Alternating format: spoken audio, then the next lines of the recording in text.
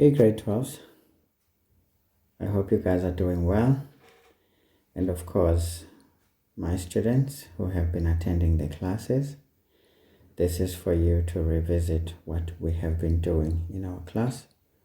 And for those who normally join our classes but because of some challenges, be it network issues or other commitments or perhaps ill health, this helps to kind of drag you into what you missed.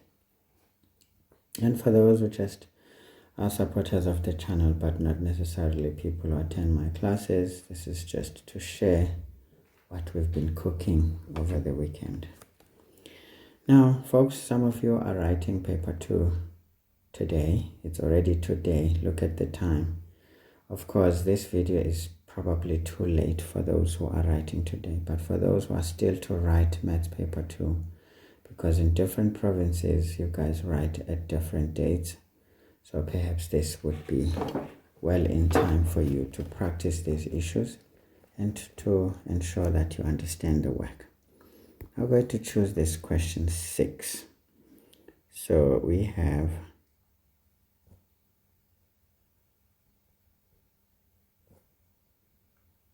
this nice question. It looks familiar. Probably 2018, 2019, February, March exam or so. It looks familiar. Okay, let's read. In the diagram, the graphs of f equals sine x minus 1. Now, what do we notice here? The coefficient of the trig ratio is very important in functions. When it is not written, it means it's an invisible plus 1. Now, what does this give us? We know that the absolute value of that coefficient gives us the amplitude. So the amplitude is going to be the absolute value of that coefficient.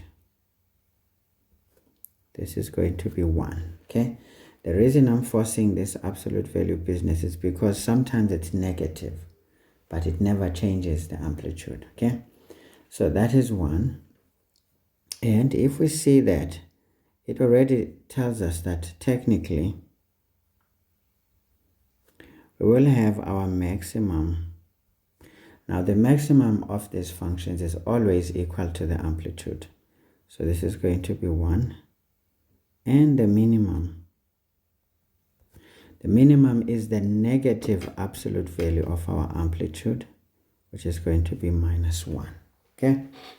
So this is very important. This gives us the range. So the amplitude's importance here, it helps us to work out the range of our function. Very important. And we continue. We will see that before the x, there's an invisible 1 again. So when there's an invisible 1 there, what do we note? We note that the period is going to be the standard for sine, which is 360 degrees, divided by the coefficient of the angle, and it remains 360 degrees.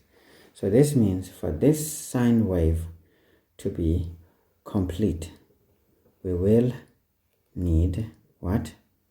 360 degree intervals for it to happen. Okay, not a problem. So what else do we see?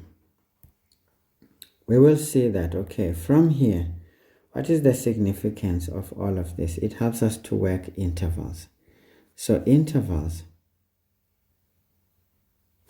are going to come from the period, which is 360. Remember, this is always the current period, and we split it into the 4 quadrants because some magical things happen there. So this is going to be intervals of 90 degrees. So this means every 90 degrees in this graph, we are going to see a critical value. But now for sine and cos, a critical value is either an x-intercept or an x-coordinate of the turning point. Remember that. There's just 2 for sine and cos. And for the tan function, there's more. But we will take a question on that and demonstrate what that is. So basically it means the distance between one critical value to the next is going to be a period of 90 degrees, or should we say an interval of 90 degrees. And for the full sine wave to be formed, it's going to be over an interval of 360 degrees. So it helps to work out businesses properly here, otherwise it can hurt. Now we can see that nothing, it's just not over. We have done something here. We have translated that graph down. So this graph is shifted down by 1 unit. Okay, so it means everything is going to come down. That means even what we know at the critical values is going to slightly change because of the vertical shift. Now let's get to the graph and analyze what's happening. Where's the sine graph? This is the sine graph. It's labeled F, but sometimes we will look at it and see. Sometimes I wish they can stop labeling so that students can actually have the exercise of labeling themselves.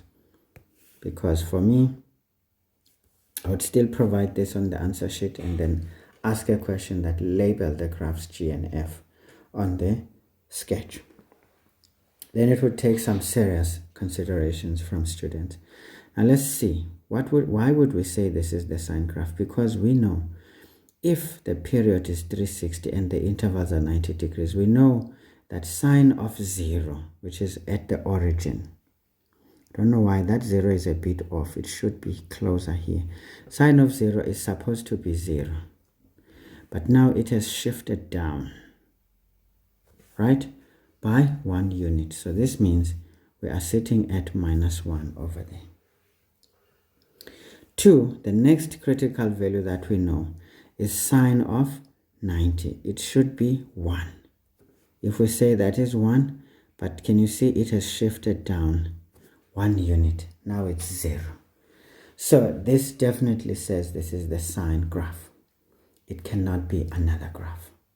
If we can get 2 points that look similar, then that's good. The other one that we may want to pursue is 270. So we know that sine of 270 is usually -1. But now this has shifted down to -2. So this already tells us that this must be -2. Okay?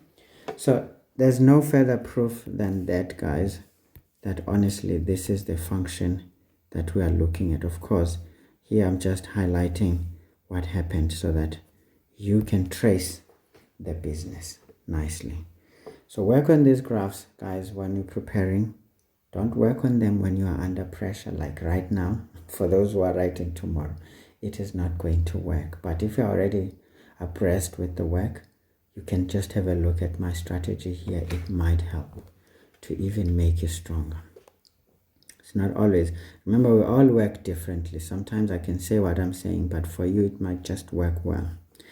Nice. So what is the other thing we want to talk about is the next function. Yes, it should be the next one. Now the next function, the coefficient of the angle as well, is some invisible one. Now this also means the amplitude is going to be 1. And it means the maximum is going to be the same as well as the minimum. So we're not going to write ourselves that stress for now. Next business. We see that the angle has a coefficient of 2.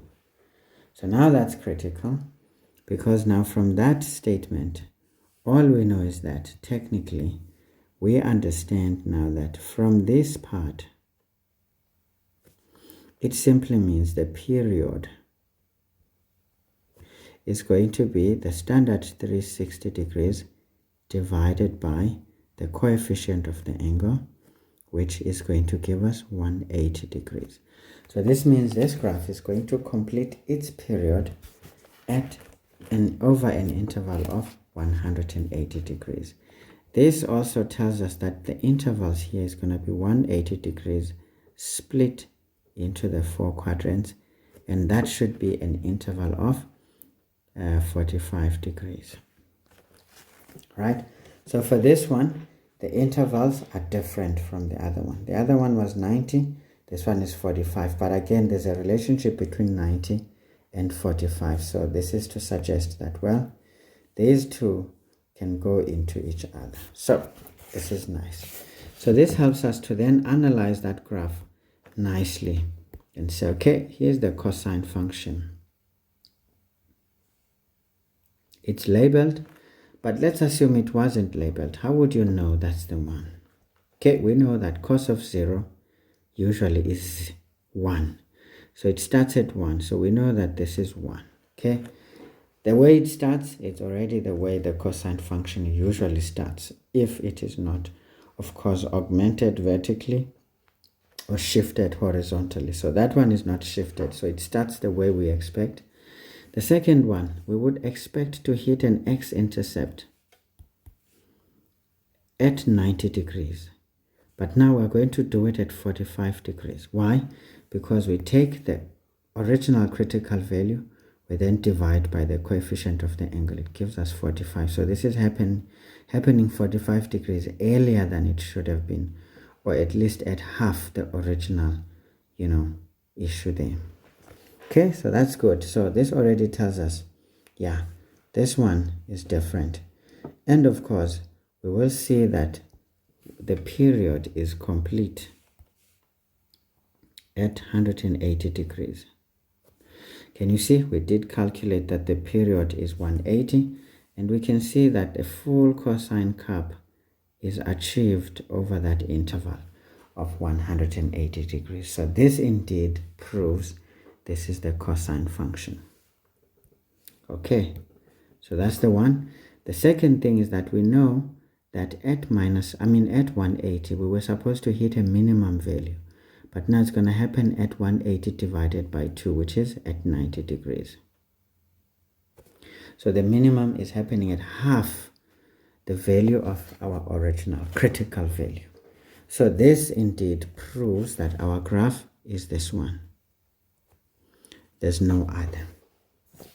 Okay, so please know these things, folks. I'm going slowly so that for those who are still trying to figure out a way around this, if you bump into this video, at least it should leave you with something in your hands.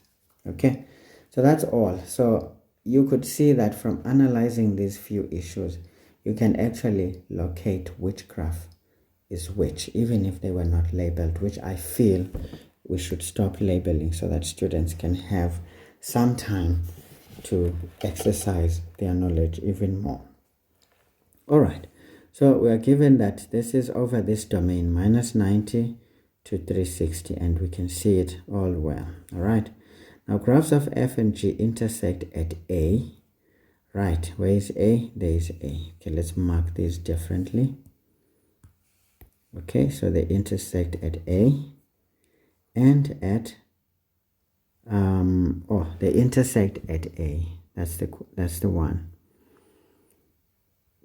And sorry, B is the point 360 is to minus 1. Okay, so this one is just to give us what we already see. Even if it wasn't given, we would be able to work it out. Okay, is a point on F. Okay, not a problem. So they're only giving us A, but there's another point of intersection there, which is between 45 and 90. So it's so close to 45, could be 50 degrees moving towards 60 degrees. Okay, so there's that extra point, but no one mentions it, which is fine. So it means there's nothing on that point, so we should not worry about it. But it's nice to always indicate what is there, so that whenever a question comes, we are ready to answer. So guys, I think we've done due analysis of our sketch, and we were able to see how things work there. As you can see, over intervals of 45, from 45 we hit a critical value, an x-intercept, and then exactly 45 degrees we hit a minimum, that's a critical value, and then exactly 45 degrees later, which is exactly at 135. This should be 135. It looks like just before A. If you think about it, for the cosine function, there is 135. Again, exactly 45 degrees, we are hitting an x-intercept, a critical value. Exactly 45 later, we're hitting a maximum. And every time we hit, so this is why it is so important to work out intervals. You will never go wrong with the graph if you worked out intervals. No matter what it looks like, you will just get it right without any struggles. Okay guys, now I took you through this nicely and slowly, and I do hope it is as clear as I am trying to make it. Now we said write down, so this means answer only, guys. Write down, and of course look at the mark allocation for reference to ensure that that is what is needed, as we have seen that examiners themselves don't know how to ask questions properly. There's a whole lot of inappropriate questions that are not precise to exactly what actions the student is expected to display. Of course, we're writing down the range of f. Can you see? We already worked it out because this gives us the range. It gives us the range. So we can just write it nicely and say, well, the range is equal to set of y values such that y is less than or equal to. By the way, I forgot, guys, the range changes here. My goodness, did I not do this right? So you're probably wondering now. Remember, we took it negatively, so we're going to do that negatively. So when you subtract the 1, this goes to 0, this goes to -2, right? So that gives us the range. So it's going to be 1. You can show the workings, but if it says write down, we write the final answer, guys. Please remember, when a question is direct, do not go around the bush in answering. Give the answer only. Another student may like to write y is an element of -2. Oh, what am I doing? And 0. And they are both included. And remember, when we write inequalities like that, in essence, but I like to write here more completely, that y is an element of all real numbers, of course restricted at those intervals there that we got. But ideally, when we write our range in an interval notation, we automatically present the fact that y is an element of real numbers. This way of writing is already suggesting that. So there's no need to say that. Unless you decided to write an interval notation for a question, say for example, where the set of y values is natural numbers. Now, it is not acceptable to write interval notations for that. Without qualification, of course. You can write it, but make sure you qualify that the domain or the range is a set of real numbers or whatever else, if it is not real numbers. I hope this is clear. In fact, another student may have just written y is less than or equal to 0, greater than or equal to -2. Again, the same story is accepted here. If we write inequalities like that, it means we consider every single real value in between, including those. So that's how we get our answers. Of course, guys, we get our mark for mainly the answer. The range, I mean the range itself, or should we say the set in which our range is found, is not a big deal. You could get it that way, or you could get it that way. I like this way because it looks like proper maths, because this is complete. You wouldn't be asking me 1,000 questions about y here. If I write the range and then I give you the set in which that range is found, that answer is complete. Unless you are trying to go crazy, then you can start asking further questions.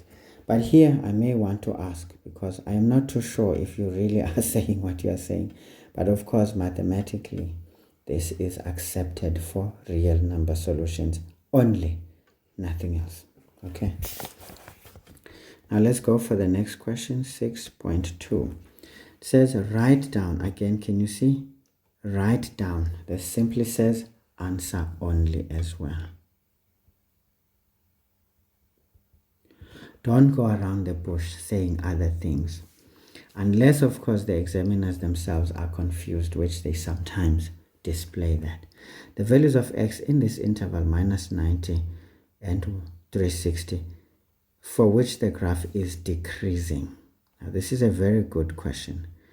When we talk about a graph being decreasing, we basically mean it registers negative gradients. And of course, we see this by drawing tangent lines. All right. So this is the strategy to answer a question like this. When you have a graph, when you talk about decreasing, we want to know when the graph is registering negative gradients. And how will we know? Since it's a curve, the gradients keep changing, so we just showcase our tangent lines. And remember, this is the graph of f. So the graph of f, if we look at it, okay, let's just choose some color that we can use to do our tangents. Maybe the yellow is not so bad.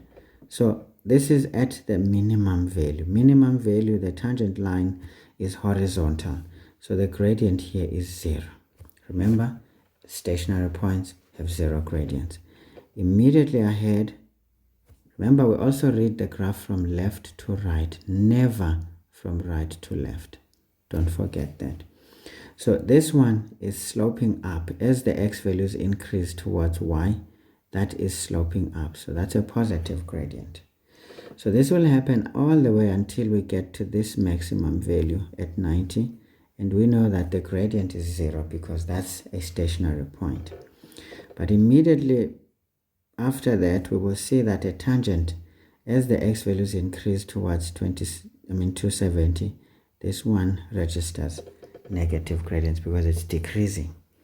Up until it gets to 0 at 270, then we know a tangent is horizontal there. It's a 0 gradient. And then again, beyond this, towards 360, it registers positive gradients again. So it's nice to always trace these things like that, guys, so that when you answer, you choose the right points. Now we're saying this graph is decreasing. So when is it decreasing? Between 90 and 270. Because everywhere else on this interval or in this domain, we don't see it. So this is the correct one. So we just write it. So x must be less than 270 degrees. If you ask me, why am I not including 270? Because the gradient at 270 is 0. 0 is neither increasing nor decreasing, right? So that's why we exclude. And then we say greater than 90 degrees. Again, we saw that at 90 degrees, it's at a maximum. So the graph is neither increasing nor decreasing there. So it only decreases between those values. So this is very important. This notation gives us 2 marks, okay? So 6.3. Now, always suplexity kicks in.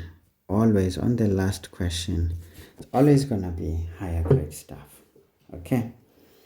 Now let's see, what is the story about this higher grade question? It says P and Q are points on the graphs of G and F respectively, such that PQ is parallel to the y-axis. Can you see? P and Q are points on the graphs of G and F respectively, so that PQ is parallel to the y-axis. Now what does that mean? It means this is a vertical line. Now we can draw it. So where is P? If we look, oh, by the way, we are told that this PQ lies between A and B. Okay, that was a good question. So between A and B, where is A and B? There is A, there is B. So it means this PQ is any vertical line that we can draw between A and B. Right, so that on G, it gives us P. Okay, maybe let's just say we can use the advantage of this intercept right here. I don't know why this line didn't come out the way I want.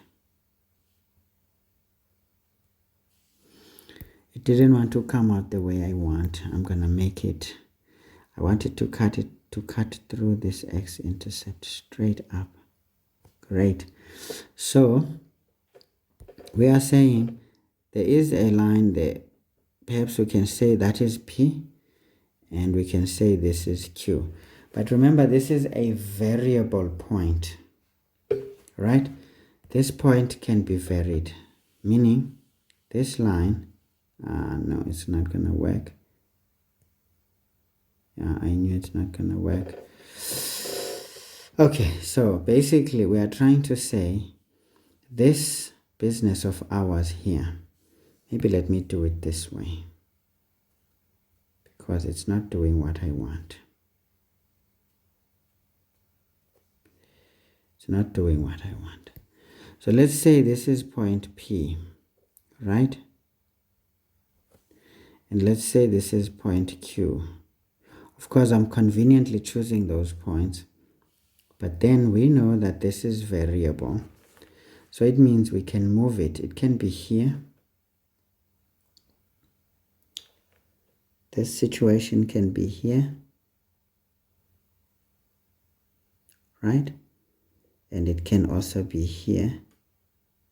It can be anywhere. So let's just place it here out of convenience. So we're saying this is literally a point between the two graphs vertically, so that we can just now try and connect it, since you can see that we can move it and say this is probably our situation, but I don't like it. I don't like it. Now that's better. Maybe let's do it like so. So we can say this point is variable. As you can see, you can move it anywhere in between A and B. So that is the one. And the one important issue about it is that this line is parallel to the y-axis. Okay, so we can show that parallelity there. Now, it says determine the value or values of x for which PQ will be a maximum. Now, this is more like calculus, right? Remember, algebra. Trigonometry is algebra, but in a geometric sense, right? Remember that. But here we're not going to differentiate, because for your level in high school, you do not learn differentiation in trigonometry. We don't do it. But we do differentiate higher than metric. Okay, we can do it, but for the purpose of metric, we do not. So now if we're talking about a maximum, when we know we cannot differentiate, it means the expression is going to be quadratic. And a quadratic equation, we can always work out a maximum. And if it is going to say maximum, it means the a value of our quadratic is less than 0, meaning the graph that we should be getting is a grumpy face parabola. So that at the turning point, if this is on the Cartesian plane, of course, here we're just assuming that this is how it's going to look. Just to get a sketch across is very important. And we know that basically at the maximum, the axis of symmetry cuts there, and this is exactly what we want. We are saying, what is the axis of symmetry of this graph? Of course, seeing that it's going to give us a quadratic, because we cannot talk of a maximum when we're not going to get a quadratic. Can you see, guys? You can even think ahead of the question at times. Of course, I'm oozing all of these things because I already worked it out with my students. And of course, these are the things I realized as we discussed. So I'm sharing them back with you again. And also for them to remember what we did. Okay, so basically between A and B, we can see that G is always above F, right? So this means PQ is going to be G of X minus F of X. The reason why we were told this lies between A and B, so that we can know which one is below, which one is above, because for a vertical line, the length is always the y value on top minus the y value at the bottom. So we go and simplify. So this is g, which is cos 2x, minus the f of x is sine x minus 1. Okay, so we sort it out algebraically. We get cos 2x minus sine x plus 1. Now we can see that, okay, this dude is going to force us to break cos 2x using identities in terms of sine. So this is 1 minus 2 sine squared x minus sine x plus 1. So we arrange this the way we normally do. Now when we write algebraic expressions, we always start with the one with the highest power until the one with the lowest. So the 1 is minus 2 sine squared x minus sine x. Then 1 plus 1 gives us 2. Okay, so we've got a nice quadratic in standard form. Mind you, this is in the form ax squared plus, this is ax squared plus bx plus c. Think about it. I'm just going to highlight it so that you can know. So what is the variable here? X is essentially the trig ratio, which is sine x. X is sine x. Then we can see that a is going to be minus 2, right? Right. So you understand that a is going to be minus 2. And we know that b is going to be minus invisible 1, right? And we know that c basically is going to be plus 2. Okay, so now I kind of use the same color as the ones I have used, so it makes it a bit difficult to see. So can you see, guys, we have a quadratic, and it's a grumpy face parabola, exactly one with a less than 0. So once you understand the question, the construct, it's so easy, guys, to move along. Remember, now we're interested in the x value at the turning point. And how do we deal with that? We know that for a maximum value,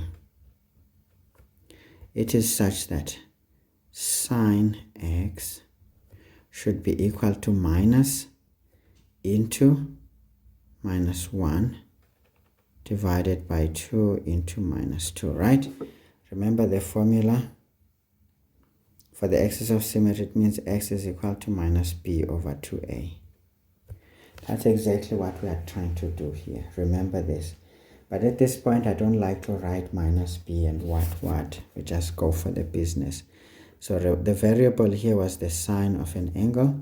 So this means sine x is going to be 1, okay, minus a quarter. Okay, it's negative.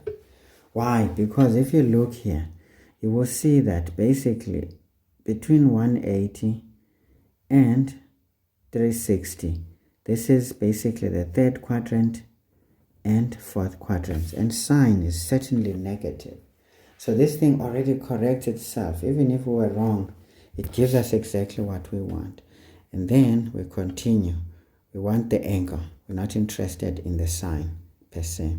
So this is going to be the arc sine of minus a quarter plus k times 360 degrees. Okay, remember we have to do this, or there's always more than one solution at times. This is going to be 180 degrees minus the arc sine of minus a quarter plus k times 360 degrees, where k is an element of integers. Okay, I don't know why this one is now trying to make me angry.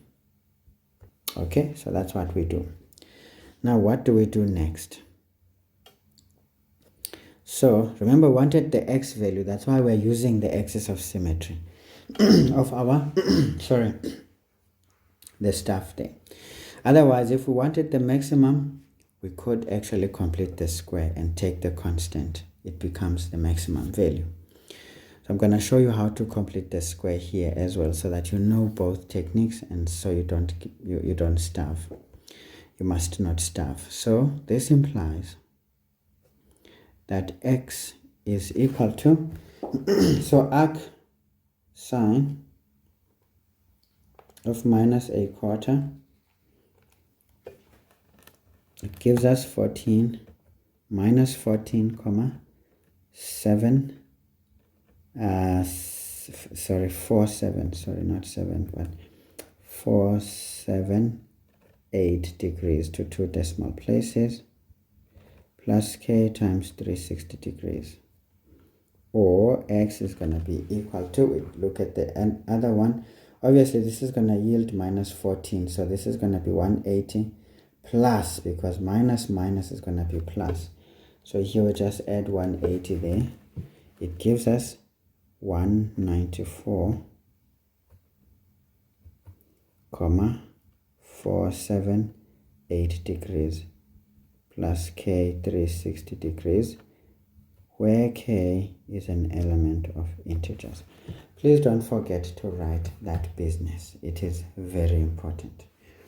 Now folks, we wanted the x values for which this is going to be the case. Now let's think about it. What is going on here? Now it's very clear what is going on. It means there's going to be two areas here where this would be a maximum. It's going to be very close to 360, because 14 minus 14 is basically an acute angle from the 360 mark. So this is going to be very close to 360. So it means this thing is going to be perhaps here, you know, just like it was on the other end. And again, 194, not so far from 180. So probably what we have here is good, but perhaps maybe here. Not going to be so far from 180. So it's already suggesting that those are the areas where P and Q are likely to be a maximum. And it repeats because of the symmetry of the graphs. So the P here could have been there, and the Q could have been there. The P could be there, the Q could be there. And in fact, now those positions are more solid in that we know from our general solutions they are likely to be the ones. So now we just conclude, because remember we are supposed to write the x values. So we can say therefore x must be equal to these values. Now remember, minus 14 we don't want. We just want a positive answer, because on this side of the graph everything is positive. So what do we do there? We assign k values. Now what do you do when you want to assign k values? I always tell my students that you check these values in this manner. You're going to say k is equal to any one of these values: 0, 1, 2, 3, minus 1, minus 2, minus 3. You will hardly go beyond those values. So you check those values. If they work, if they don't, you go away. So let's start with 0. Can k be 0? If k is 0, this becomes minus. In fact, it kills the next term. So we end up with this negative answer. But now we don't want a negative answer. So already k doesn't work for us here. But when k is 0, this is 194. Is 194 good? Yes, it is. So in fact, let's just say yes, k can be 0. It's actually true, because this one is negative, so it doesn't work. But if it works for the other one, it means k can take 0, but only for the other solution. So it's going to be 194. So let's write it 194,48 degrees. Now we are rounding off to just 2 decimal places using the usual instructions. The reason I'm writing this one ahead is quite big. We might have something smaller, maybe not, doesn't matter. In fact, we might not actually. So let's just do it. 194,48 degrees. Is there a second one? Let's see. What happens when we say k is 1. Can k take 1? Well, this one becomes too big. It falls outside the domain. So it doesn't work for that one. But when k is 1 here, this becomes 360 minus 14,48 this time.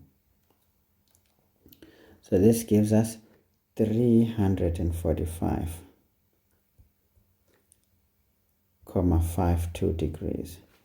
Does it work? Yes, it does. Because 345 is less than 360 and it's not so far away. So this could be exactly those two positions that we highlighted. And I suppose we don't need to look any further because all these others are probably not going to work. Let's try 2. What happens when we put a 2 there? Now 360 times 2 is already going to be a big number. And so this is going to be way bigger. This is always going to be way bigger. So we know that 2 and 3 are not going to do it for us. What about minus 1? This becomes way too negative. It's outside where we want this to be. Remember, the domain for this situation is between A and B. Let me write it in green. Remember, for these solutions, the interval we are working with is between A and B and nothing else. Okay, so minus 1 will not work. But what about this one? Let's see. This is 194,48 minus 360. This gives us a negative angle, so it's outside. So these ones are all not going to work. So there's no point in checking them. Once we get those two solutions, which we saw that we are likely to get two solutions anyway, it seals the problem. So we have solved the two x values. Now can you see its values? It's not just one value. Okay, so how do we get our marks, guys? Well, remember, whenever we use identities, we get a mark. Okay, very nice. To get our quadratic in standard form, but what is important is the substitution, right? And to get the sign of x using our axis of symmetry, and of course influenced by this formula. Great stuff. Sometimes it's nicer to just write the formula because I think substitutions without a formula is a crime. Okay, maybe let's just do the right thing.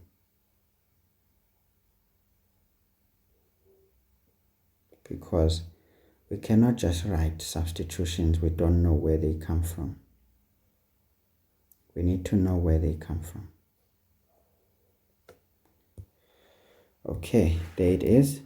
So we probably need to write this. That for maximum, it is such that sine x is equal to minus b over 2a. Remember, the variable here was sine a, so which would imply what we have over there. Okay, great stuff.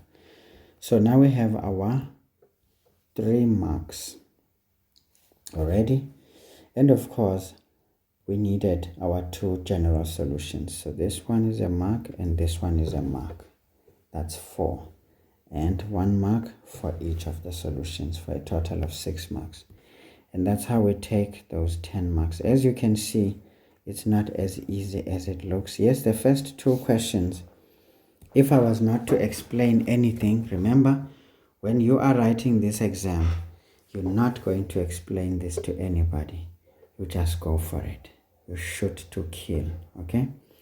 But if you are explaining to somebody else, of course, you need to make sure you are elaborate, because there's no point in posting a video saying it's a tutorial and the next thing it just cuts to the chase.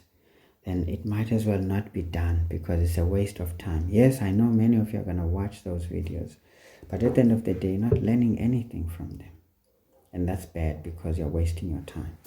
So I am trying my best not to have your time wasted, of course, if you are keen. Because remember, good things come to those who wait. Meaning you must have the patience. This video is going to be long, yes, but you will learn through the video if you have the patience. But if you don't, you're not going to learn despite this video being available to you. Anyway, guys, I just wanted to highlight how to deal with graphs and some higher order questions that actually sink deep into the algebra. Now, if I can ask you a question, how would you calculate? If someone said, what is the maximum value of PQ? What would you do? Let's just say we wanted PQ max. How would you go about it? Same thing, 4AC minus B squared over 4A. Just to keep things simple, it's going to be 4. This is minus 2. Remember, we're taking it from this equation now. Okay, minus, 4AC, C was 2. Minus into minus 1 squared divided by 4 into minus 2. So that would be the 1. Okay, so we don't need the axis of symmetry to calculate this if we know these formulas. This is going to be 4 into minus 2 into 2 minus into minus 1 squared divided by 4 into minus 2. So what is the answer there? I'm getting 17 over 8. All right. Okay, all right. So this would be units. Now remember, if this question is recycled, you're not going to be asked about the x values so that this is a maximum. You will probably be asked this question. So rain down on it with your wisdom. Sometimes these questions get recycled. So rain down on it. But remember, you need to understand the question for you to be able to answer it, irrespective of how well you practiced, how dedicated you've been going to class.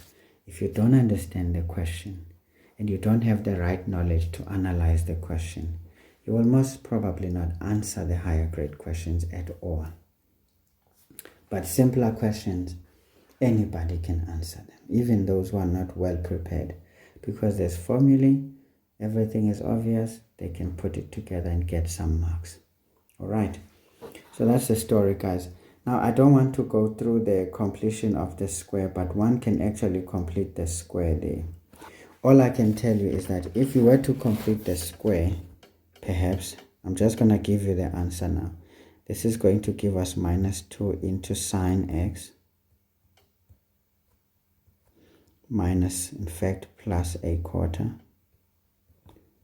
all squared plus 17 over 8. This is what you would get if you completed the square there. Try your luck, because you need to learn the technique. It can save you a lot. Even here, we need to know, if we decided to do it this way, how would we proceed? We know that the axis of symmetry is this, which is what gives us the x coordinate of the turning point. But now how we extract it, if we wrote it that way, we would extract it the same way and say this sine x must be equal to, we change the sign, becomes minus a quarter. Or, better yet, we know that this thing must be equal to 0. Just write it as it is and we equate it to 0. Why are we doing that? Because we know for a maximum, we need to kill this bracket, because it doesn't go away because of that negative 2. So what is the biggest value it can be? It's when this thing is 0. Now when this thing is 0, we just solve. So sine x becomes minus a quarter. Then you start solving as you saw how we did with our general solutions. Okay? So basically, there's many ways of killing a cat, guys. The reason I'm taking time, because I know these questions are not so easy. And you just need to understand that the only thing that makes them easy is when you have your pre-knowledge on point. Okay? Let's take another question. Okay, so here's another question. I want us to work on functions and finish. Then probably this question above here looks interesting. Question 5. Maybe we can take that question 5 and maybe do some 3D diagrams. But yeah, I've done too many of those as well in the channel. So yeah, let's see, guys. Let's just take it to an hour and maybe slightly longer and see what happens. So we're going to do this question 6. All right.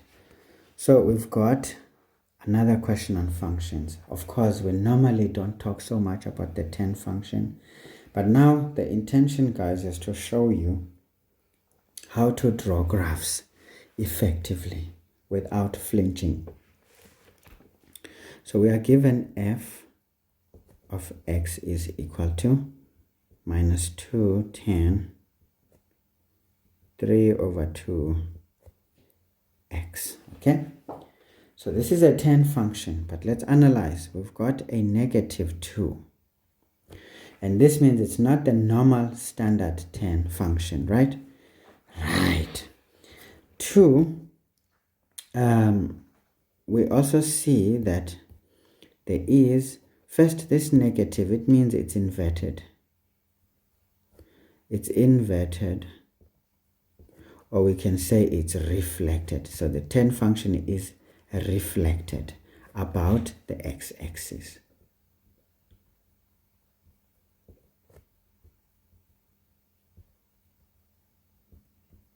Okay, and we know that a reflection about the x-axis, we call it a vertical reflection.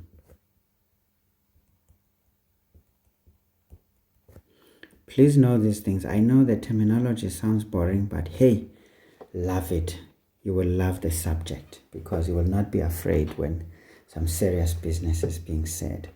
Secondly, what can we say? In fact, why did I do this? This is the answer, guys. We don't write here.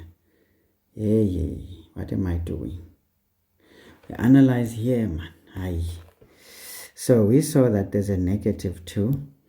And the minus in front talks about a vertical reflection, okay? Or a reflection about x-axis. Nice, that's what we have. 2, we'll start to see that there is a coefficient to the angle. So what does this mean? This tells us that the period, it's going to be, now remember this is the 10 function, so the period for a 10 function is standard 180 degrees. We then divide by the coefficient of the angle, and then we get a new period. So what is that going to be? So we've got 180 divided by that fraction of 3 over 2. So please use your calculators effectively. It gives us 120 degrees. Now we know that from the period we can extract intervals, right? We can extract intervals.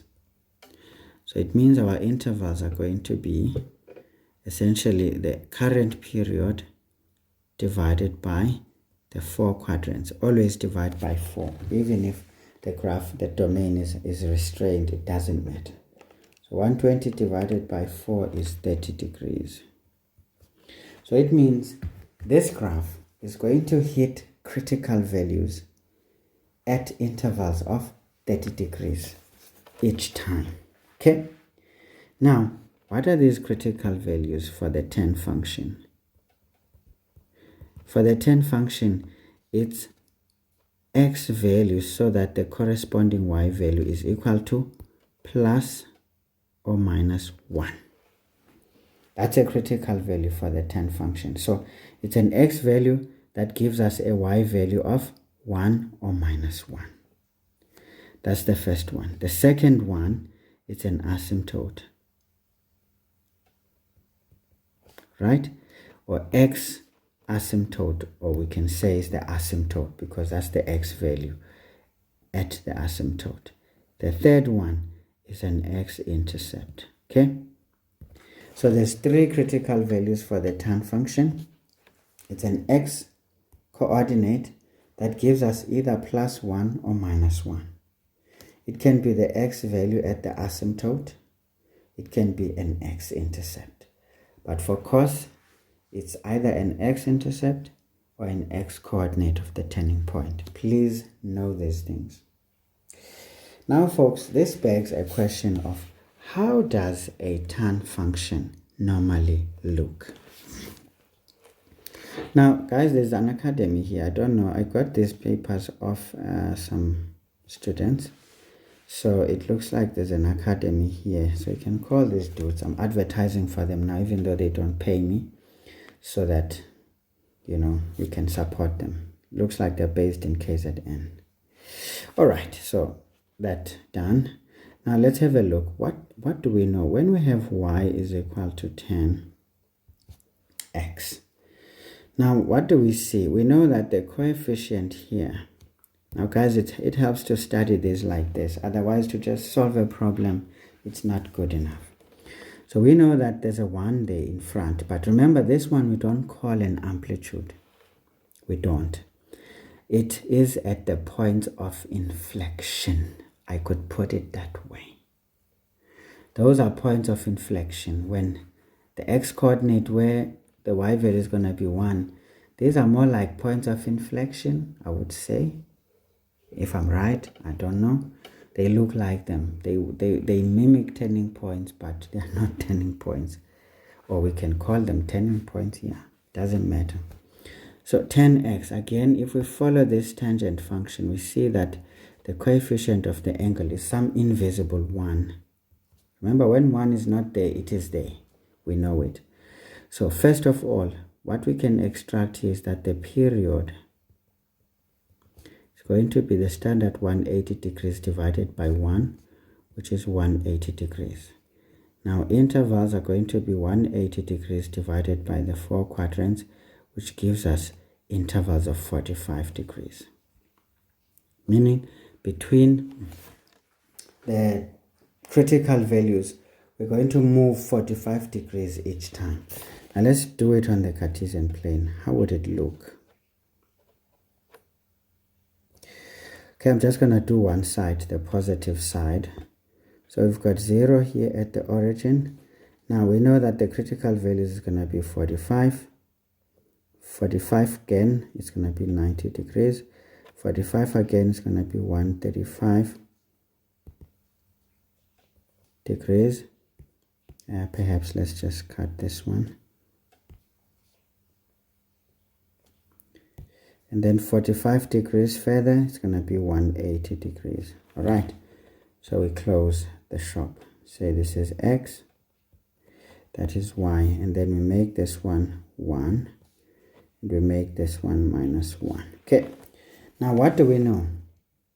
We know that under normal conditions, 10 of 45 gives us 1.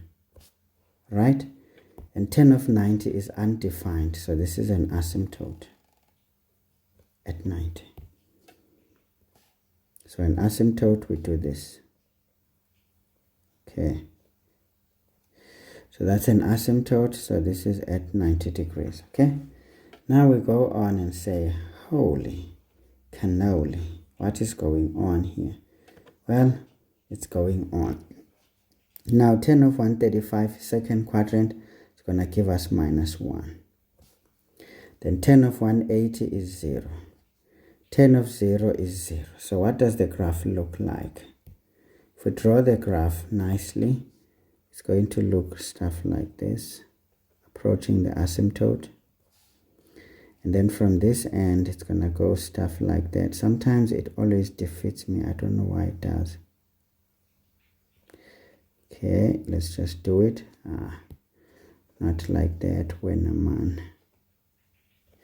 Okay, so let's try to move this point a bit. Sometimes it's the inaccuracy, of course. Let's say there's our minus 1 so that this thing is right where we need it. So you can see, guys, that, okay, this is the tan function with those points. Those points.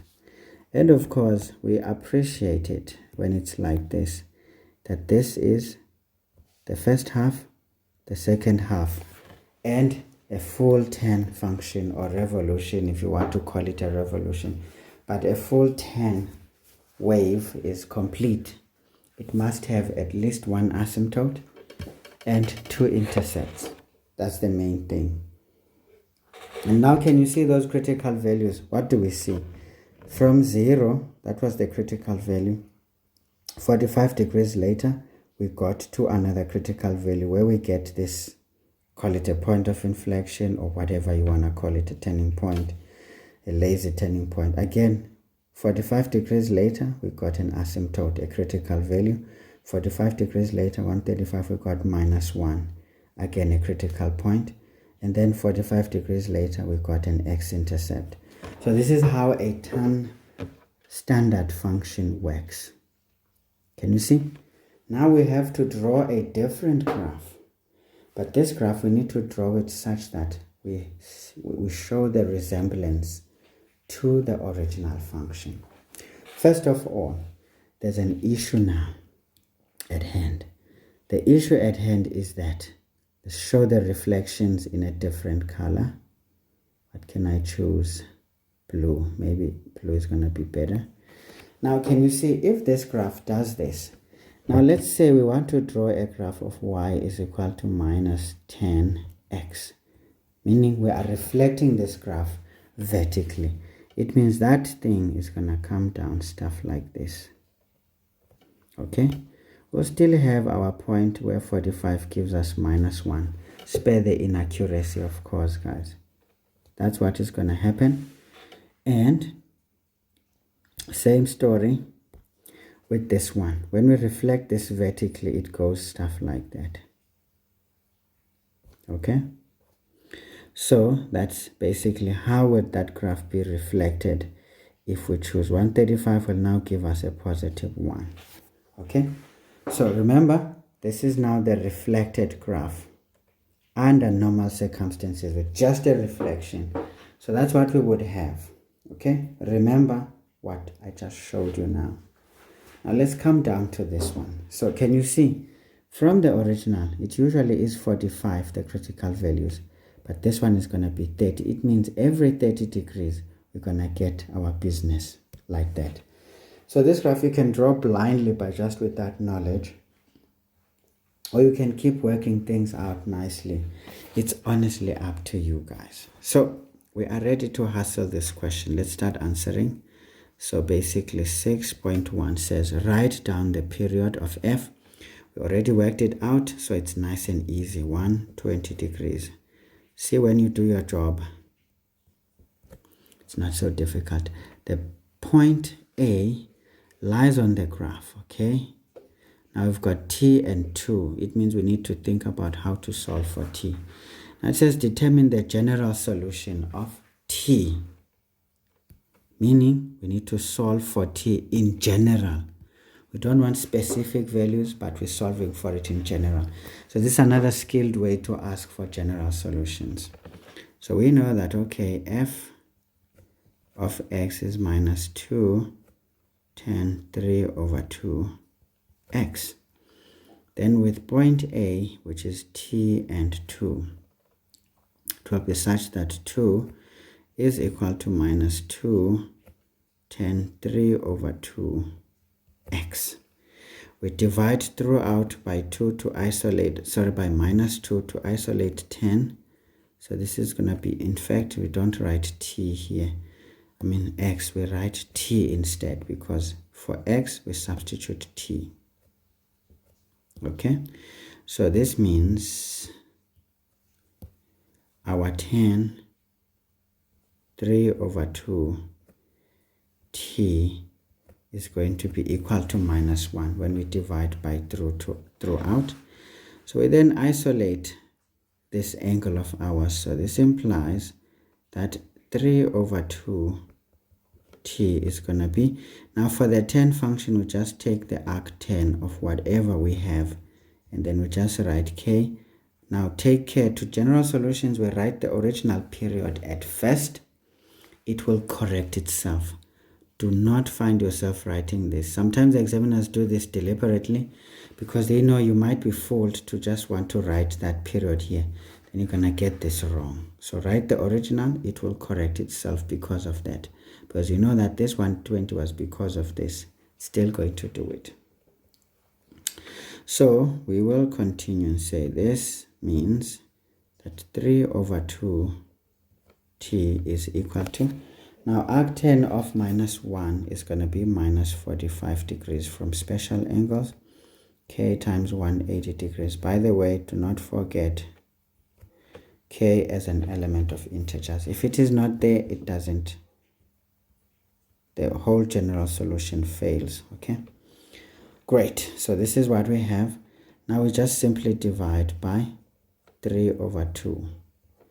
Now 45 minus 45 divided by 3/2 gives us -30 degrees, plus k times, now 180 divided by 3/2 gives us 120 degrees, k element of integers. So that is the general solution. As you can see, question didn't say general solutions, because for 10 we just need 1, we don't need 2. Even if there's 2, if you're using the cast diagram, it's positive here, negative there, but those solutions are one and the same thing. Why am I saying that? Now remember, the reason why I'm saying that those solutions are one and the same thing. For example, if you say the other solution would have been, how do I put it? We can say this is positive where, it's negative in the second quadrant, right? Right. And 10 is negative in the second quadrant and the fourth quadrant. So this would be 45 degrees. If we ignore the negative, we're going to get 45. And then this 45, we're going to say 180 minus 45. It gives us 135. Yeah? Right.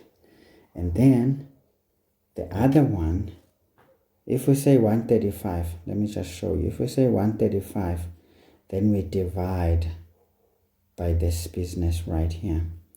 This 3/2 divided by 3/2.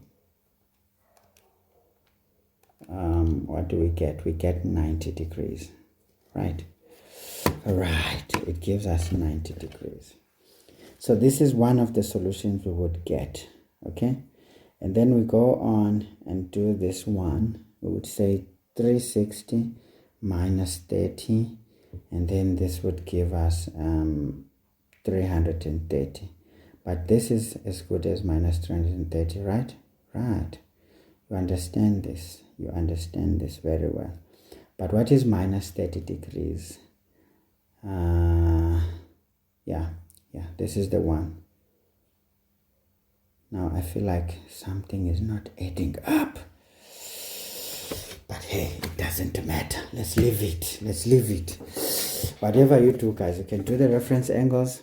I'm feeling like I lost my train of thought now, because there was something I wanted to get to, but I got distracted by thinking about something else. Either way, for 10, just remember, we just need one general solution. You don't need 2, you don't need 3, you just need 1 for each. If we got something like this, just do 1, don't do 2. Don't change the sign, you are done. There's no more for that. Now, basically substituting the point correctly and coming up with the general solution, very important. Okay, all right, okay. And of course, the first part that led us to everything, the method. So that's how we score those 3 marks. Okay, guys, let's not prolong this one. 6.3. It says on the same set of, on the, on the grid provided. Now we don't have that grid, so we're going to create our own. So what I like to do now is to just do my own grid. And this one, I just choose a template that can allow me to graph. And so I know what I'm going to need to do. So I will just go for it. So this is it. Okay, so we're given a domain now that is minus 120 and 180. So we saw that this is going to be 0. One tick is 30 degrees, 60 degrees, 90 degrees. Maybe let's go for the big ones. 30 degrees, 60 degrees, 180 degrees. And then of course we can say this is x, 30, 60, 90, and then 120. Okay. So this is going to be 120 here. We need to show the last one. This one is 90, and that's it. Y. And of course, we see that this goes to 2, so we can say fine, this is going to be 2 and minus 2. Because these graphs are always going to behave like that. Since this coefficient was a 2, it's going to go up to 2 for when it's 1. It's not going to be 1 anymore, it's going to be 2 and minus 2. Now we start drawing the sketch by plotting the points. Say, well, we know that tan of 0 is 0. That's a critical value, right? Right, because no matter what we do there, tan of 0 is always going to be 0. No matter we multiply it by 15, it's going to be 0. But now tan of 30 degrees is going to give us basically 1. Sorry, 2. Oh, sorry, 1, 1, 1. Tan of 30 is going to give us 1. Then that 1 we multiply by minus 2. It comes here, minus 2. And we know that at 90 degrees, we're supposed to have an asymptote. Sometimes you can jump around and say that should have been an asymptote. But now we're going to divide that 90 by that 3 over 2. So everything you know, you just change it. It goes to 60. So it means our asymptote is going to be here. So sometimes you can do what I'm doing, jumping around. Sometimes you can just follow each critical value as we have shown that they actually work that way. But now this is an asymptote, we need to show it. That is 60 degrees, right? Now at 90 degrees, we're supposed to get essentially an asymptote, but it's not going to be there now. So what will we get at this one? Remember at 135, we're supposed to get minus 1. But now this is going to be positive 2 because of the situation of the inversion. So because of the inversion, this is going to fall here. Because remember now, we said from 0 to 30, we get a critical value. From 30 to there, we get an asymptote. From there, we should get 1. This would have been minus 1. Minus 1 times minus 2 becomes plus 2. And then from there, what do we get? We know that we got that 1, and then here we should be hitting what you call an x-intercept. Right. And from here, we should be hitting that minus what. Then after that, we should have an asymptote again. Remember, the asymptote would have been at 270. So I'm using the knowledge of these functions, guys. As you can see, it's not so difficult. You know that this should have been at 270. So you sometimes think ahead and divide by that 3 over 2. So that 3 over 2 divides every critical value. It falls to 180. So at 180, we have an asymptote. But now we go back onto the other side.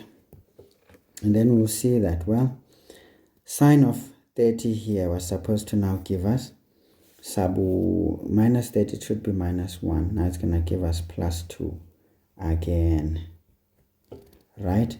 And of course at minus 60 we should hit an asymptote.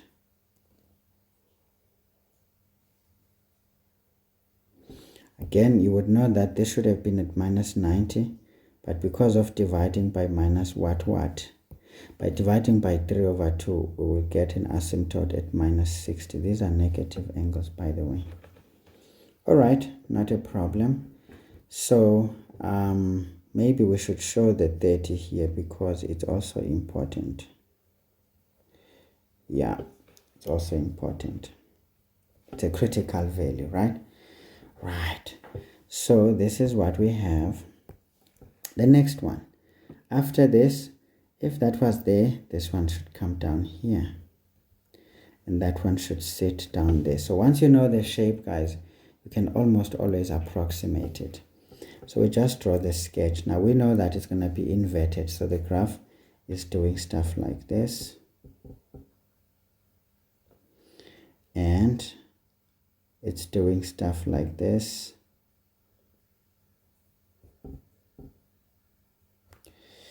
and it's doing stuff like this, and it's doing stuff like this. Sometimes it doesn't really look as nice as you would wish, because these things are just doing their own things. Alright, so there's our graph, guys. As you can see, it's nice and complete. So this is what happens here. This is what happens over there. And we just highlight our points now, because I don't like to write coordinates. It becomes too dirty. If I indicate everything and it's well aligned, the job is done, guys. It's complete. So this is the graph of f. Can you see? Not very difficult at all.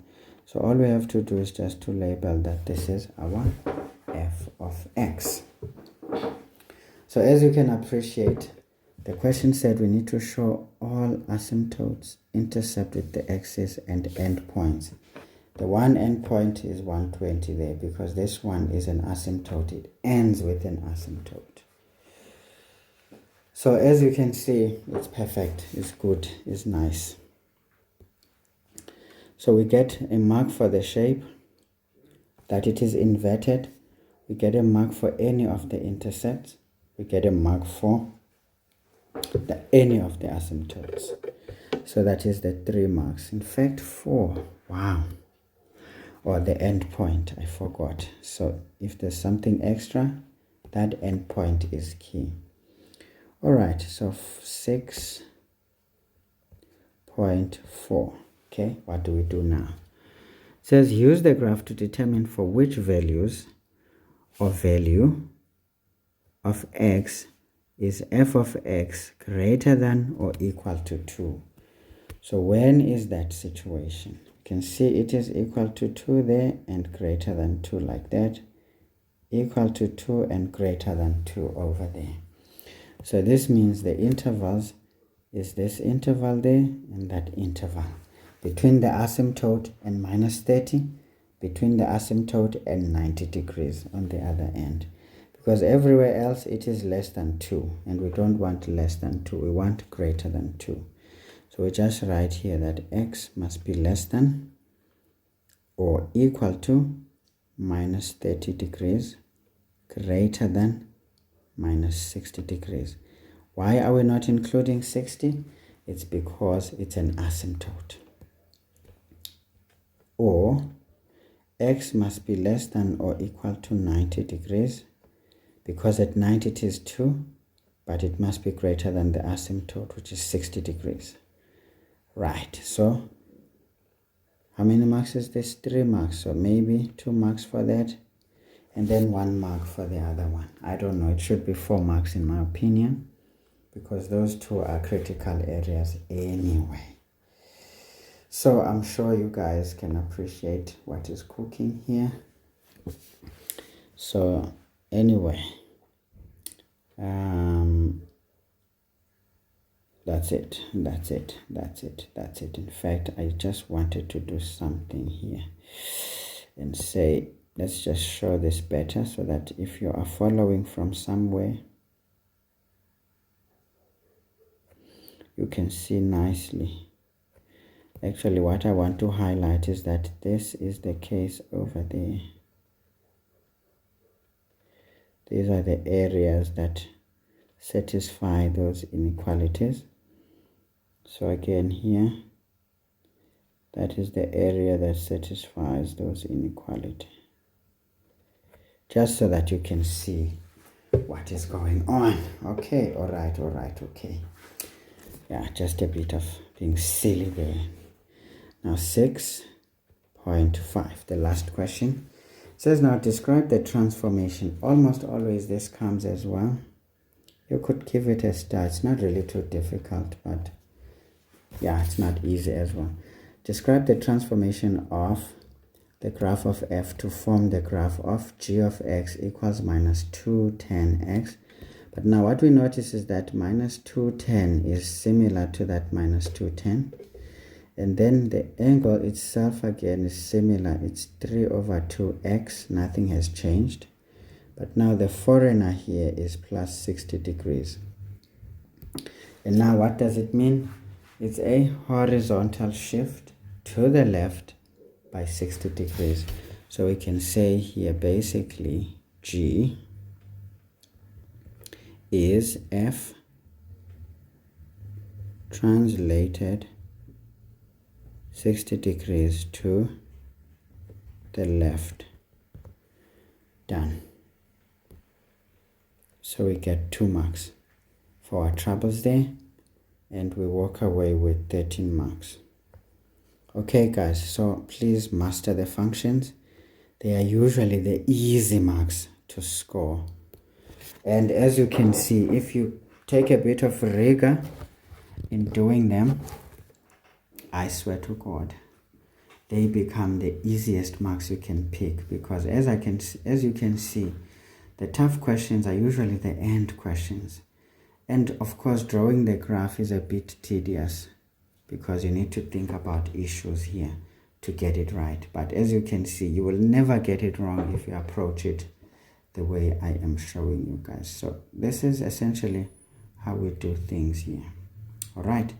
Now let's take that last question, which is this one right here, to end off trigonometry. I think this video is too long. I'm gonna skip the 3D stuff. In any case, you already know how to do 3D stuff. Okay, now let's do this question 5 quickly. Okay, excuse me for the noise there. My tablet is shifting a bit. Question 5. Now question 5 says, in the diagram 5.1, in the diagram P with coordinates k and 1 is a point in the second quadrant. This is to suggest that k must be a negative answer. Okay, and is 5 units from the origin. So this means the k value, sorry, the OP value. That's the terminal arm. Now R is a point on the positive x-axis. Good, we can see that. And obtuse angle ROP. So the purpose of this R is so that we can say ROP is theta. So that is also indicated. So our job, guys, is always simple. We take this down to the x-axis so that it's perpendicular. And of course we dash that because it's a construction. Nice and easy. So we know the hypotenuse, we know the opposite side, so we want to know what k is. So Pythagoras, Pythagoras, Pythagoras. So what do we do there? We just say x squared. Oh, by the way, the first question says calculate the value of k, so this one is nice. We don't need to work on the sketch. So we can say x squared plus y squared is equal to r squared. This is Pythagoras. We substitute x is k all squared plus 1 all squared equals square root 5 all squared. So this implies that k squared plus 1 is equal to 5. Also implies that k squared is going to be 4. Therefore k is going to be minus 2. Why are we choosing the negative answer? Because in that quadrant x must be negative. Very easy substitutions and the correct answer. So 5.1.2 says without using a calculator, calculate the value of tan theta. Now remember, with this diagram there's 3 types of questions. We get a direct question, we get question involving reduction formulae,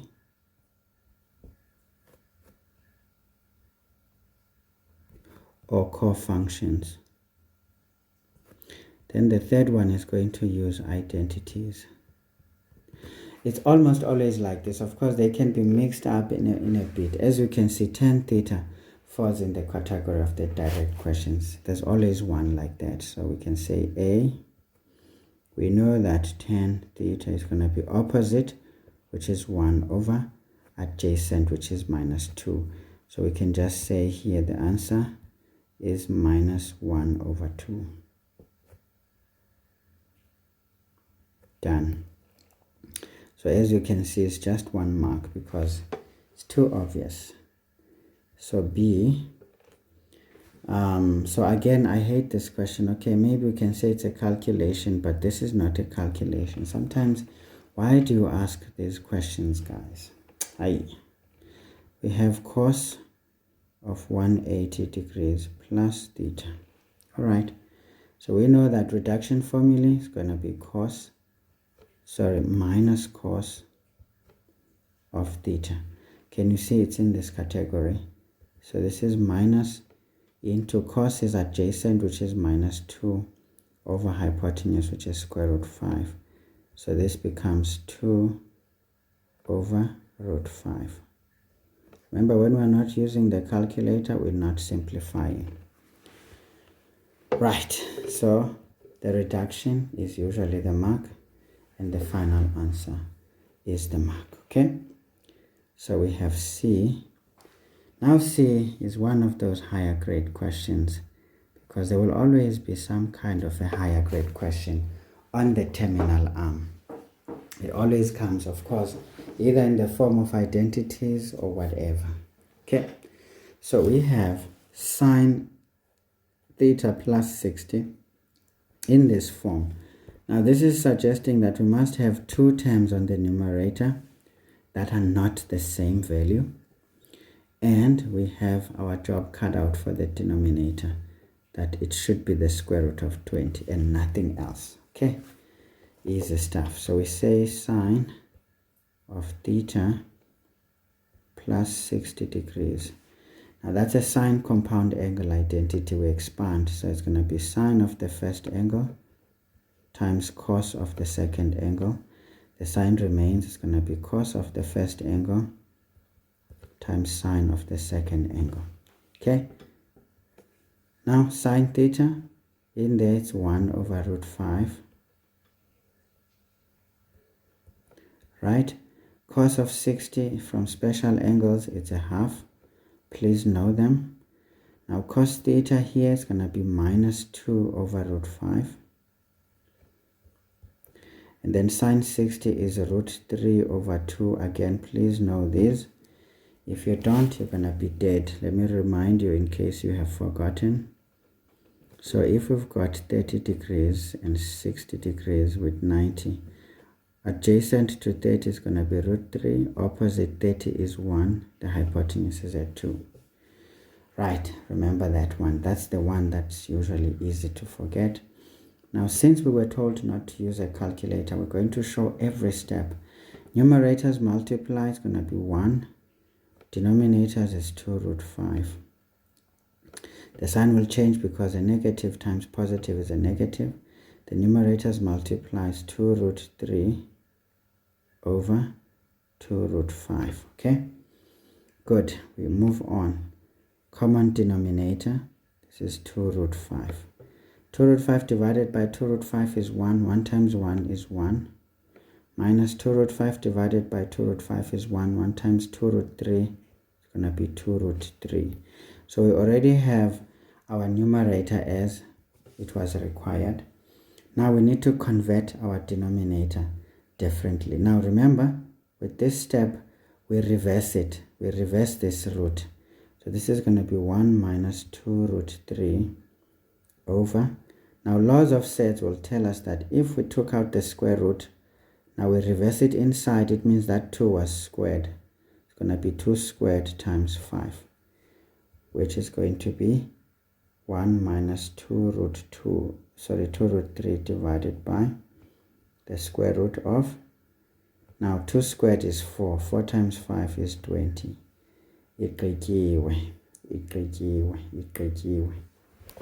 Finished.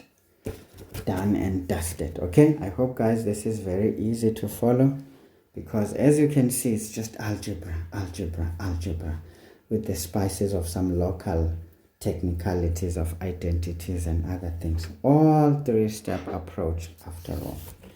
Now we're scoring a bit of marks there, weren't we? 5. Good.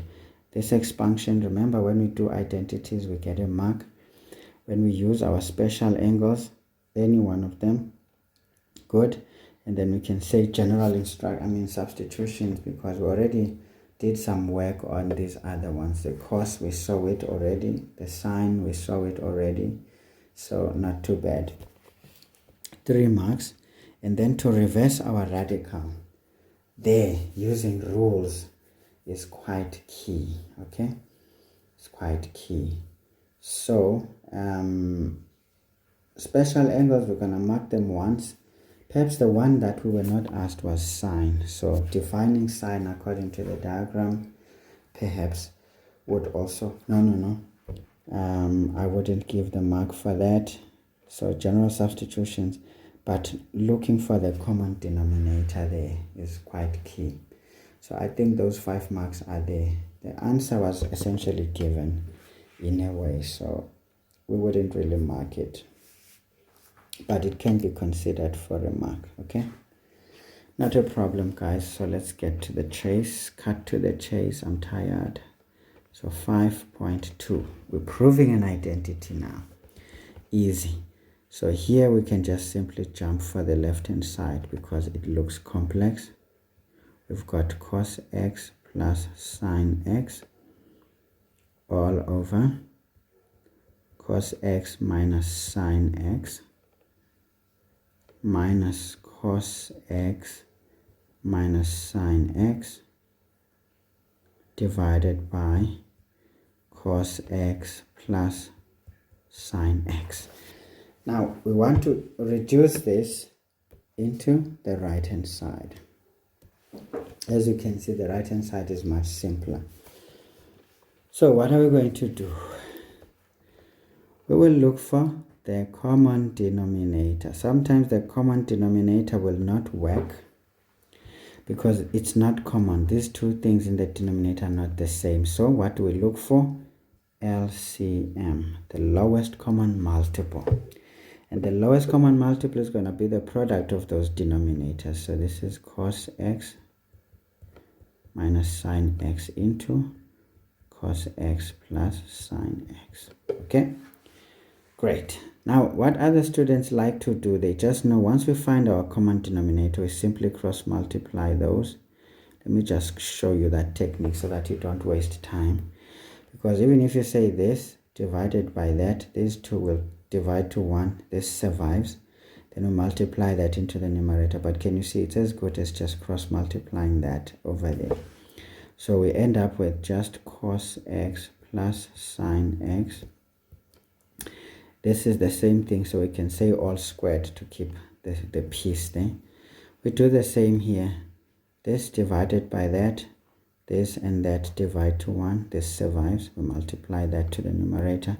It's as good as cross multiplying like that. So shorthand techniques, guys, are very nice, but avoid them when you don't know the work yet. But once you're comfortable, you can actually navigate that situation without any fear. Now what are we going to do, guys? Well, we don't have a choice but to expand the numerator. So this is going to be cos x, so this cos squared x plus, it's going to be, I'm going to start with sine. In fact, it's going to be 2 sine x times cos x, that's what's going to happen, plus sine squared x minus, here we're going to get cos squared x, again minus 2 sine x cos x plus sine squared x. Sorry guys, I'm scrambling for some space. So that's it. Now what do we see on the denominator? We've got a difference of 2 squares, but maybe let's not rush. Let's just keep it as it is. Cos x minus sine x into let's just do it. It's boring to keep this. So that's a difference of 2 squares factorized, so we undo it. We're going to write cos squared x minus sine squared x, okay? Simple 3-step approach. Now what do we do? Now I'm lazy to just trace everything. Can you see cos squared x is going to take this one out because of the negative sign. So those ones go out.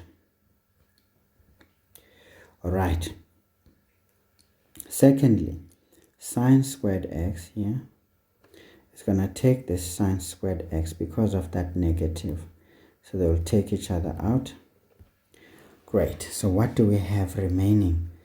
Remember, this is going to be negative times negative. It becomes positive. Now this thing and that thing are going to do some good. We can use identities. This is the sine double angle identity. So this is sine 2x plus, this one becomes positive, it becomes sine 2x. I don't want that 4 to interfere. Then here, can you see these are both identities? In fact, this becomes an identity, the cos double angle identity, so it reduces to cos 2x. So this is going to be 2 sine 2x over cos 2x. Now again, identities, sine over cos is 10. So this is 2 tan 2x, which is equal to the right hand side. Okay. Do you see, once you know the 3-step approach, you don't struggle to mess up everything and put it together. But again, it comes with practice, folks. You've got to practice and be very clear about your work. Right, so how many marks was this? 5 marks. Okay, good. So what happens here? Of course, identities here, it's a mark.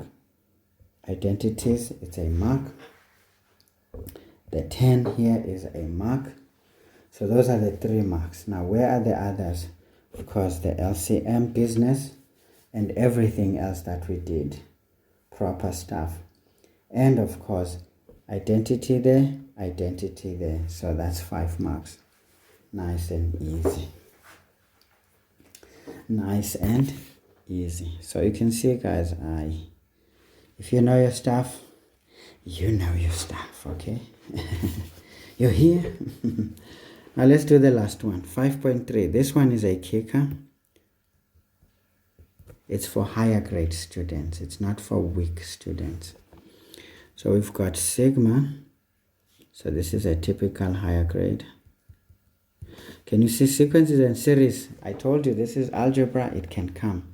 So now we've got sigma starting from A equals 38 degrees, ending at 52 degrees of cos squared A.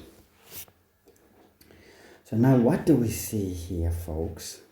Well, what we see is that we need to expand this business at least to 3 terms like we normally do. That this is going to be cos squared 38 degrees plus cos squared 39 degrees. Remember, they're going to keep on increasing by 1 plus cos squared 40 degrees plus dash dash dash plus cos squared 52 degrees, the last one.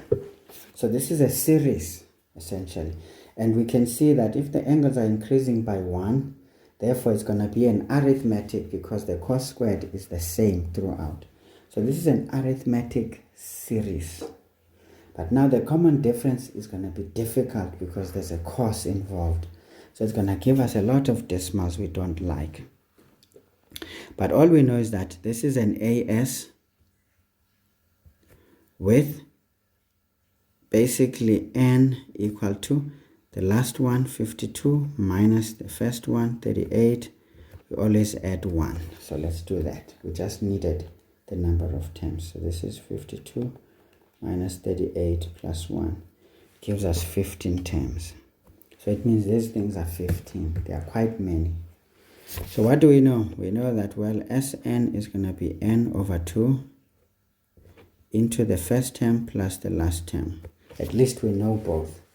So we're going to use that. So this means S15 is going to be 15 over 2 into A is basically cos squared 38 degrees plus cos squared 52 degrees. Okay? And what does this mean?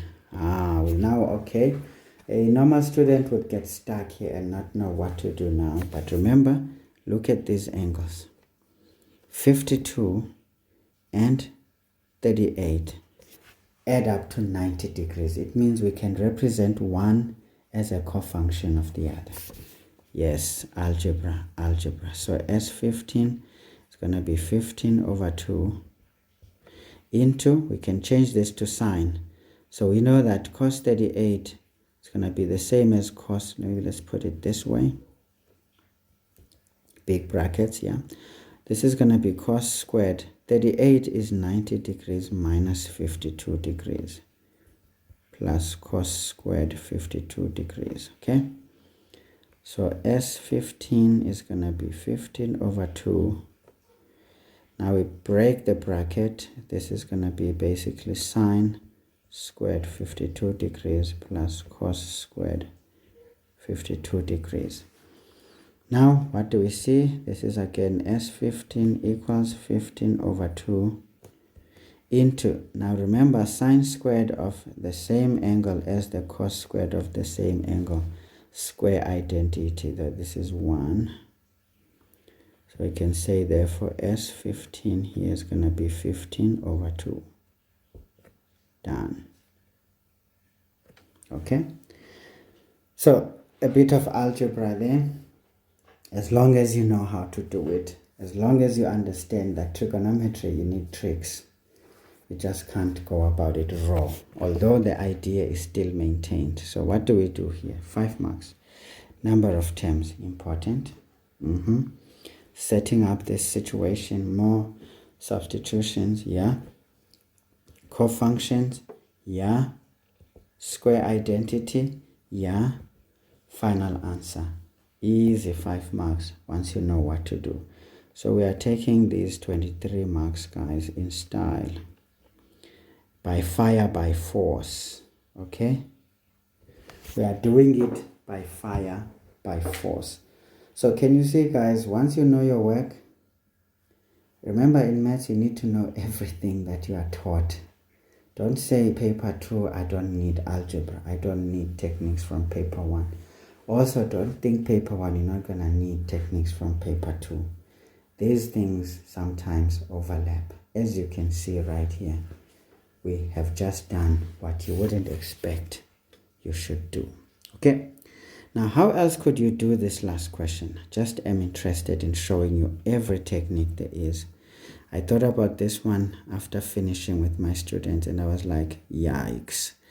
These things just work nicely. This 5.3 could be looked at this way. In case you didn't see that this is an arithmetic series. Remember, guys, in maths we said if you've got a series 1 plus 2 plus 3 plus 4, and you didn't know how to add these terms, you just say sum, say S1 is equal to. So we're saying this is the sum S1. Now if you don't know, if it is too long, you can't really keep up. You can really write the S1 in reverse and say 4 plus 3 plus 2 plus 1. Right? That's how we proved the SN formula. It was a technique of solving problems. Then we ended up adding things to derive formulae. So if we add these two, what do we get? We get 2S1. It's going to be equal to 1 plus 4 is 5. This is 5. This is 5. So we end up with just 5s. But now, how many of these terms were there? 1, 2, 3, 4.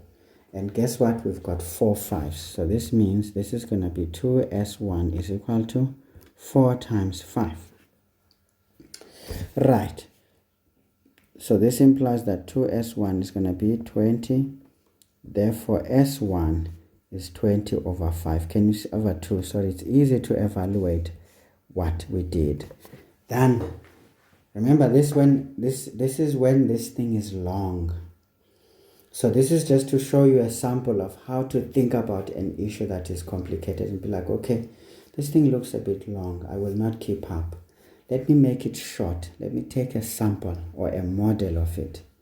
From the model, I will learn the technique to deal with the big problem. Now, as we can see, this is just a model to handle this question. Now, this question says, this is sigma starting from A equals 38 degrees until 52 degrees of cos squared angle A. Okay, we'll still write it and say, okay, this is going to be cos squared 38 plus cos squared 39 plus cos squared say 40 degrees plus dash dash dash plus cos squared 45 degrees. Why am I adding 45? Because it's a special angle. I know what it is. As much as I don't know the others, I know that one. But you can ignore it if you like. It's not a big deal. In fact, let's ignore it so that it doesn't look like there's something special about it. We are tired now. We want to jump for the jugular. So this is going to be cos squared 52 degrees. Okay, good. So as we saw that, okay, guys, Sn here is going to be cos squared 38 degrees plus cos squared 39 degrees plus cos squared 40 degrees plus cos squared 52 degrees. We can still write Sn in reverse. This is going to be cos squared 52 degrees plus cos squared. The one before is going to be 51 degrees plus cos squared. This one is going to be 50 degrees plus da da da. The last one is going to be basically plus cos squared 38 degrees. Right. We still do the same business as we have. This is going to then add up nicely. So we're going to have 2Sn is equal to, now cos squared 38 plus cos squared. Okay, let me just do one more step before we do this, because it's going to hurt a bit. It's going to hurt a bit. Now, do I want to do it this way though? I really don't. But anyway, let's just show you something.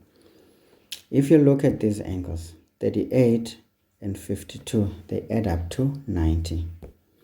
If you look at this angle, 39 and 51 add up to 90. 40 and 50 add up to 90. And 52 and 38 add up to 90. So it means we can reverse these and show them as cofunctions. You get it? So this implies that this second part, okay, maybe let's do it systematically.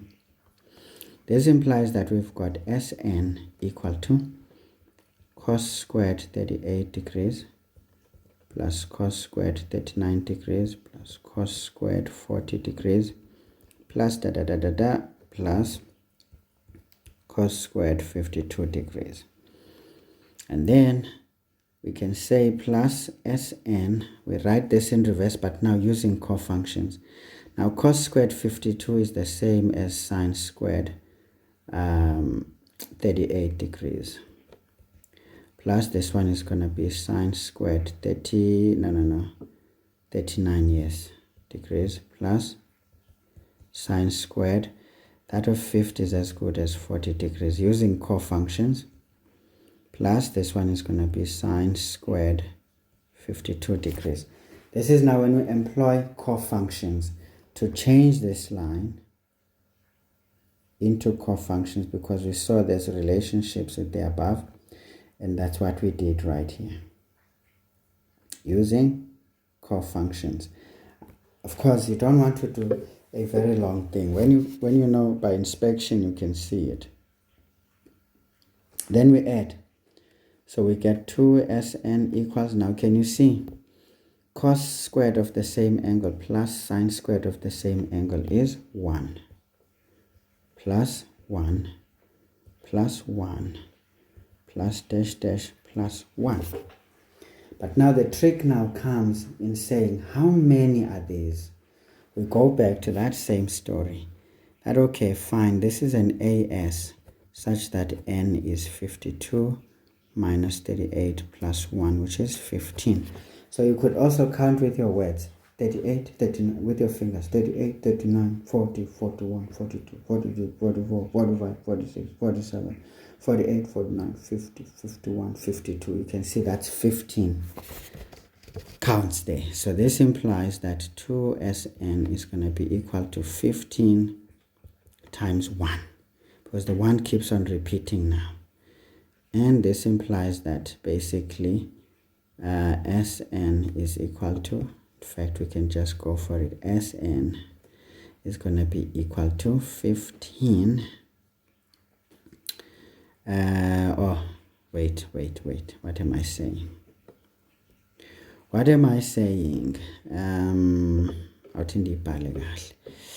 know that 2Sn is going to be, no, not 2Sn, but we know n now is 15. This is going to be equal to, perhaps we could even write it here and show that these things are 15 from the word go. Because we first calculate the number of terms, so we know they are 15. So this is already good. Right. 2s15 is basically going to be 15 of these ones. Therefore, s15 is going to be 15 over 2. Is over, is done, is dusted. Can you see, guys? When you know the work, no one can stop you. You can only stop yourself, right? So please understand, mathematics at your level is a bit intense, guys. Don't see these easy questions that are flying around all the time. The challenging ones, they demand a lot from you, and you will need to prove that you are a worthy student. And sometimes when you forget things, a little bit of a model on a rough work, because this is what you would do on your rough work, just to remind yourself. By the way, if I get something long that I cannot figure out easily, I can just do it side by side in reverse and add those terms. And then I can get it, and you try and apply it as if you're proving the Sn formula, and you win. Fact of the matter is, you will win. So how do you get the 4 marks here? First, calculating the number of terms was key. Right. This arrangement of terms in reverse was key. And then using cofunctions was key. Right. That is 3 marks. And then getting to the step, 4 marks. The final one, 5 marks. Can you see? Just ties nicely. You cannot escape it. It's part and parcel of your work. Okay, guys. I mean, the video is too long. I am tired. You do the 3D structures by yourselves. They are quite interesting. But again, we cannot show you too much, guys. So you study, get ready, go to work. If you are writing tomorrow and you see this video in the morning, just watch one aspect of it. Don't watch everything, because it will make you exhausted. Okay, just watch one thing that you're interested in. I will put chapters on the video, and you just check the description and you will see. I will put chapters and say trig function 1, trig function 2, or trig graph 1, trig graph 2, and then say perhaps general trigonometry, and then you choose the part that you want, just for a quick review. Otherwise, I'll see you next time. Goodbye.